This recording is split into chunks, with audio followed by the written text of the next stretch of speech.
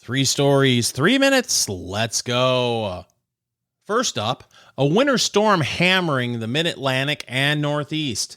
Blizzard warnings, travel bans, thousands of canceled flights. It's the kind of weather where the forecast isn't snow, it's cancel your plans and your personality. Officials say only travel if it's absolutely necessary. Meanwhile, half the country says, this is necessary, I need to go to Target.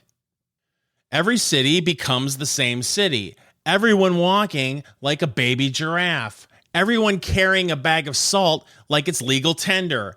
And one guy in shorts still grilling. That man will outlive us all. PayPal disclosed a data exposure tied to its loan application system. Names, contact info, and in some cases, social security numbers and dates of birth were exposed because of a software issue. Not a hacker in a hoodie, more like someone leaned on the wrong button. PayPal says the issue is fixed and credit monitoring is being offered, which is good, but it's also the digital version of, sorry your house burned down, here's a coupon. I love the phrase companies use now. No systems were breached. Right. Nothing was breached. The information just wandered off. A 21-year-old man from North Carolina was shot and killed by Secret Service agents near Mar-a-Lago after what authorities described as an armed confrontation. The investigation is ongoing. And this is where everything connects. Weather policy, tech security, public safety.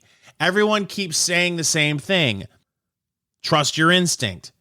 No, trusting your instinct is how people marry the wrong person, buy crypto at the top, and think boneless wings are wings.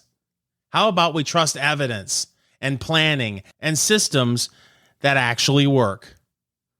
A quick note, if you're listening regularly and haven't subscribed yet, that's how you get this every weekday. That's it. Stay warm, lock your accounts, breathe. This is the Snark Factor 3 and 3. I'm Fingers Malloy. Let's talk tomorrow.